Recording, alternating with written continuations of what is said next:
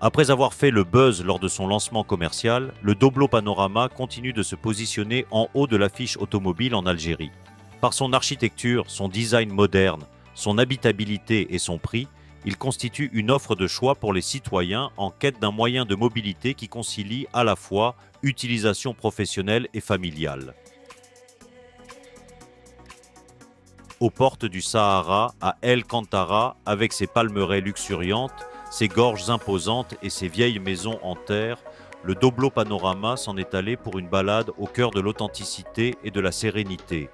Il est à la fois une berline, un utilitaire et un ludospace. Ses capacités de chargement en font un véhicule recherché par différents segments de la société. Ajoutons à cela son éligibilité au crédit bancaire en étant produit localement. Autant d'arguments en la faveur de ce véhicule. Le Doblo Panorama est aujourd'hui fabriqué dans le site industriel de Stellantis à Tafraoui, où sont aussi assemblés les Doblo utilitaires et la Fiat 500. Il vient d'être enrichi récemment par une nouvelle finition haut de gamme appelée Club.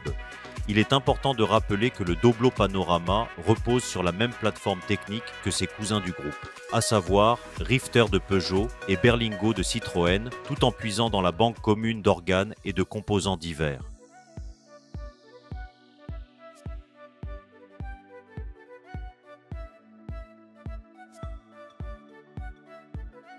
Au plan du design, le Doblo adopte un style résolument moderne et conforme aux tendances de l'heure. Ses lignes fluides et régulières lui confèrent une allure élégante et consensuelle. La face avant se distingue par ses dimensions élargies et par le logo proéminent Fiat en lettres capitales. De part et d'autre se dressent des projecteurs Fiat Ecoled qui assurent un éclairage optimal lors d'une conduite de nuit. Le Doblo Panorama, c'est aussi une grande surface vitrée qui inonde l'habitacle de luminosité et dont les vitres arrière surteintées préservent toutefois les passagers de l'excès de rayons de soleil partant de canicule. Il est doté de 2 portes latérales coulissantes qui permettent l'accès à bord en toute aisance. À l'arrière, c'est un haillon imposant qui domine le style et qui permet l'accès au volumineux coffre à bagages.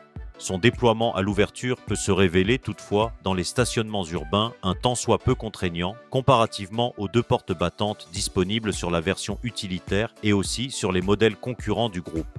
À bord, le véhicule brille par l'importance de son habitabilité et la générosité des espaces aux jambes assurées aussi bien à l'avant qu'à l'arrière. Les sièges arrière, rabattables 2 tiers et 1 tiers, peuvent au besoin augmenter le volume du coffre ou permettre le chargement d'objets encombrants. Il est truffé d'espaces de rangement sur la planche de bord, la double boîte à gants en haut du pavillon et au niveau des places arrière. De même qu'on relève la présence de tablettes sur les dossiers des sièges et qui peuvent accueillir des équipements électroniques ou autres. Pour sa part, le conducteur bénéficie d'un siège à multiples réglages, qui lui offre une position de conduite surélevée avec une vue panoramique de l'environnement extérieur et assure également une manipulation facilitée des différentes commandes de sécurité et de confort. Sur la planche de bord ergonomique trône un écran tactile Fiat Touch de 120 pouces intégrant plusieurs applications de nouvelles technologies et compatible avec Apple CarPlay et Android Auto. Les compteurs numériques permettent une lecture facilitée de l'ensemble des données liées à la conduite, à la consommation, la sécurité et la surveillance de la température du moteur.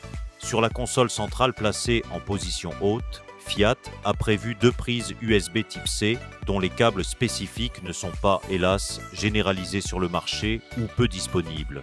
Nous relevons que dans cette version, les vitres arrière ne bénéficient que d'une ouverture limitée façon déflecteur, ce qui est nettement insuffisant pour les grands volumes de cette partie de la voiture dénuée de toute autre ouverture. Et comme on le précisait plus haut, le coffre affiche un volume de 775 litres en configuration passager et plus de 3000 litres avec les sièges arrière rabattus. De quoi répondre aux besoins des clients les plus exigeants. Côté équipement, la dotation est large et variée, tant en sécurité qu'en confort et bien-être à bord. On peut en citer les airbags avant et latéraux, l'aide au stationnement arrière, l'indicateur de pression des pneus, les commandes au volant, la climatisation manuelle, le régulateur et limiteur de vitesse, le détecteur de luminosité, frein à main électrique, système électronique de stabilité ESC et de l'antipatinage ASR. Sous le capot, le Doblo Panorama embarque un bloc unique, le 1,6 litres essence délivrant une puissance de 115 chevaux à 6000 tours par minute pour un couple maxi de 150 Nm à 4000 tours par minute. Il est associé à une transmission manuelle de 5 rapports. Dès la prise en main, une sensation de maîtrise du véhicule se dégage aussi bien de la position surélevée du siège conducteur que du petit volant à 4 branches qui permet de prévoir avec précision les trajectoires. Sur la route, le Doblo Panorama fait preuve d'une stabilité appréciable qui renseigne sur la qualité du châssis et la précision de ses ajustements. Mais en raison de la hauteur de sa caisse, il reste vulnérable aux rafales de vent latérales qui nécessiteraient alors une plus grande vigilance. Ceci étant, le Fiat Doblo Panorama et d'une manière globale procure entière satisfaction à l'utilisation. Pratique, polyvalent, spacieux, volume de chargement important, il correspond parfaitement aux besoins de la clientèle algérienne. D'autant que son prix de vente fixé à 3 490 000 dinars algériens TTC est une véritable aubaine par rapport à ceux pratiqués pour des modèles similaires importés par les revendeurs.